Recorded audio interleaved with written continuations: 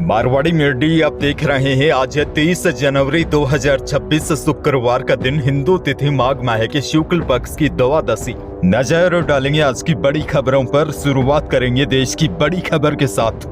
बहुत बड़ी खबर, सुप्रीम कोर्ट ने गुरुवार को यूनिवर्सिटी ग्रांट्स कमीशन यानी कि यूजीसी के नए नियमों पर अगले आदेश तक रोक लगा दी है। सीजेआई सूर्यकांत और जस्टिस जय माल्या की बेंच ने कहा कि इसके प्रावधान स्पष्ट नहीं है और इसका गलत इस्तेमाल हो सकता है। कोर्ट ने यह टिप्पणी उन याचिकाओं पर की है जिनमें आरोप लगाया है कि नए नियम जनरल कैटेगरी के छात्रों के साथ भेदभाव करती है। यूजीसी ने 13 जनवरी को अपने नए नियमों को नोटिफाई किया था। इसका देश भर में विरोध हो रहा है।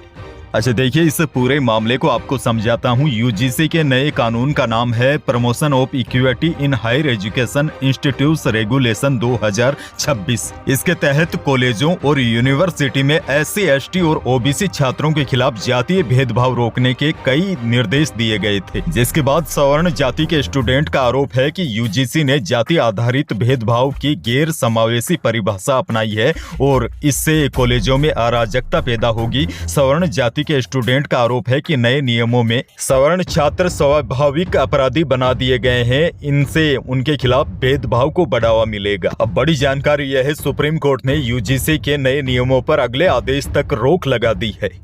आगे बढ़ेंगे। देश की एक और बड़ी खबर, वित्त मंत्री निर्मला सीतारमण ने कल 29 जनवरी को देश का आर्थिक रिपोर्ट कार्ड यानी कि इकोनॉमिक सर्वे लोकसभा में पेश किया। इस सर्वे में बताया कि वित्त वर्ष 2026 और 27 में जीडीपी ग्रोथ 6.8% से 7.2% की रेंज में रहने का अनुमान है। इसके साथ ही वित्त मंत्री ने कहा, खरीफ की अच्छी पैदावार और रबी की बेहतर बुआई को देखते हुए दिसंबर 2025 में आरबीआई ने वित्त वर्ष 2026 के लिए महंगाई दर का अनुमान 2.6% से घटाकर 2% कर दिया है।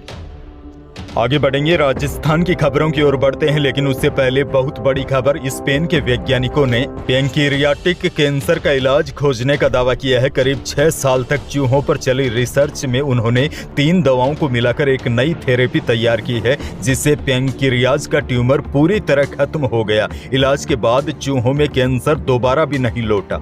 यह खोज काफी बड़ी खोज बताई जा रही है। दरअसल पैंक्रियाटिक कैंसर को सबसे खतरनाक कैंसरों में से एक माना जाता है, क्योंकि इसके लक्षण बहुत देरी से सामने आते हैं। अब स्पेन के वैज्ञानिकों ने पैंक्रियाटिक कैंसर का इलाज खोजने का दावा किया है। बहरहाल आगे बढ़ जाते हैं। राजस्थान से बहुत बड़ी खबर। राजस्थान की कथावाचक साध्वी प्रेम बाइसा की मौत के बाद से जोधपुर में पोस्टमार्टम के दौरान अस्पताल में तनाव के हालात उत्पन्न हो गए। समझाइश के बाद मामला शांत हुआ। उसके बाद शव को वहां से रवाना किया गया। आज शुक्रवार को जास्ती गांव में साध्वी का अंतिम संस्कार होगा। आपको बता दें, बुधवार रात को उनकी मौत की जानकारी सामने आने के बाद सैकड़ों की संख्या में भक्त अस्पताल पहुंच गए थे। कई भक्तों ने तो उनके पिता और आश्रम पर भी साध्वी की मौत को लेकर सवाल खड़े कर दिए। वहीं उनके पिता ने साध्वी प्रेम बाइसा की मौत का कारण गलत इंजेक्शन को बताया। हालांकि सच्चाई का पता जांच के बाद ही चलेगा। राजस्थान की मशहूर कथावाचक साध्वी प्रेम बाइसा का निधन मिस्ट्री बन गया है। राजस्थान के बाड़मेर जिले के परेव गांव की मूल निवासी साध्वी प्रेम बाइसा संत समाज में एक बेहद जाना पहचाना नाम थी। वे लंबे समय से संत परंपरा से जुड़ी हुई थी। आगे बढ़ना होगा। किसान भाइयों के लिए बड़ी खुशखबरी। भारत सरकार द्वारा रबी विपणन सीजन 2026 और 27 हेतु गेहूं का न्यूनतम समर्थन मूल्य 2585 रुपए प्रति क्विंटल घोषित किया गया है। राजस्थान के किसान अपनी उपज बेचने के लिए रजिस्ट्रेशन 1 से 25 फरवरी तक या तो खुद या ई मित्र के माध्यम से करवा सकते हैं।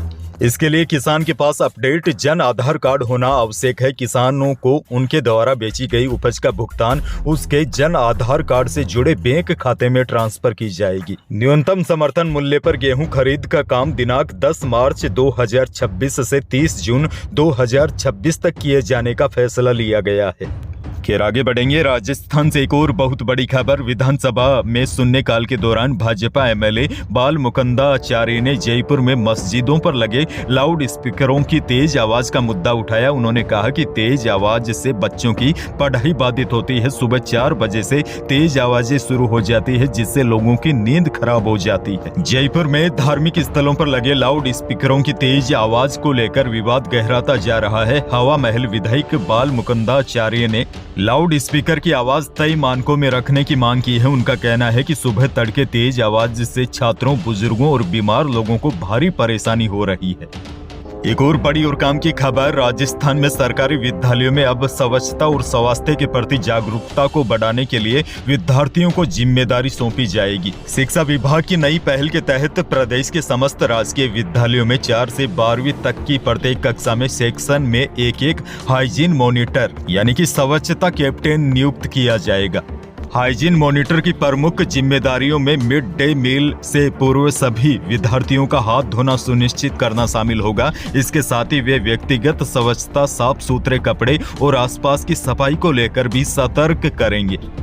अच्छा, बड़ी खबर आपको यह भी दे दूं, माध्यमिक शिक्षा बोर्ड अजमेर की 12 फरवरी से शुरू हो रही 10वीं 12वीं बोर्ड परीक्षा के लिए इस बार कड़े प्रावधान किए गए हैं। परीक्षा के दौरान नकल को रोकने के लिए भाई भतीजावाद की आशंका में परीक्षा केंद्र में वीक्षक की नियुक्ति के कई पहलू देखे जाएंगे। मसलन जिस कार्मिक का साला, साली, भांजा, भांजी या कोई नजदीकी रिश्तेदार परीक्षार्थी होगा, उसकी ड्यूटी संबंधित परीक्षा केंद्र में नहीं होगी।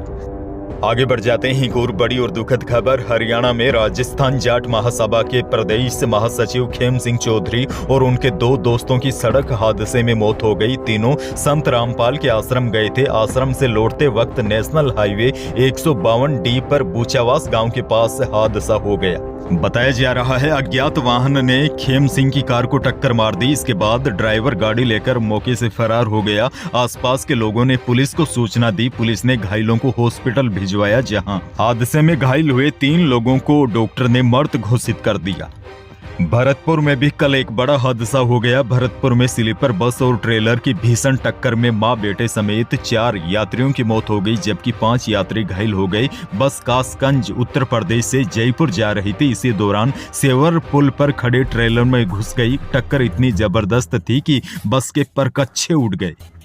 आगे बढ़ेंगे। एक और बहुत बड़ी खबर, सोने और चांदी के भाव भयानक गति से आगे बढ़ रहे हैं। सुरक्षित निवेश की बढ़ती मांग के बीच भारतीय सराफा बाजार में सोने और चांदी की कीमतों ने अब तक के सभी पुराने रिकॉर्ड तोड़कर रख दिए हैं। राजस्थान में गुरुवार को सोने चांदी के भाव में ऐतिहासिक तेजी दर्ज की गई है। कल एक ही दिन में गुरुवार को स्टैंडर्ड सोने के भाव में 15,500 रुपए की जोरदार तेजी देखने को मिली। चांदी की कीमतों में भी जबरदस्त तेजी दर्ज की गई। एक ही दिन में 27,000 रुपए की छलांग के बाद 1 किलो चांदी के भाव 4 लाख रुपए तक पहुंच गया है, जो अब तक का सबसे ऊंचा स्तर है। जयपुर सराफा कमेटी की ओर से जारी ताजा भाव के अनुसार कल 24 कैरेट सोना 1,84,000 रुपए प्रति 10 ग्राम पर पहुंच गया। 22 कैरेट सोने का भाव 1,72,000 रुपए प्रति 10 ग्राम रहा और 18 कैरेट सोना भी 1,43,500 रुपए प्रति 10 ग्राम रहा। अब देखिए, लगातार बढ़ते दामों ने आम खरीदारों की चिंता बढ़ा दी है। शादी, विवाह और पारंपरिक खरीदारी के सीजन में कीमतें आसमान छूने से सराफा बाजारों में रौनक काफी कम हो गई है। हालात ये हो गई है, कई जगहों पर ग्राहक केवल भाव पूछकर वापस लौट जाते हैं।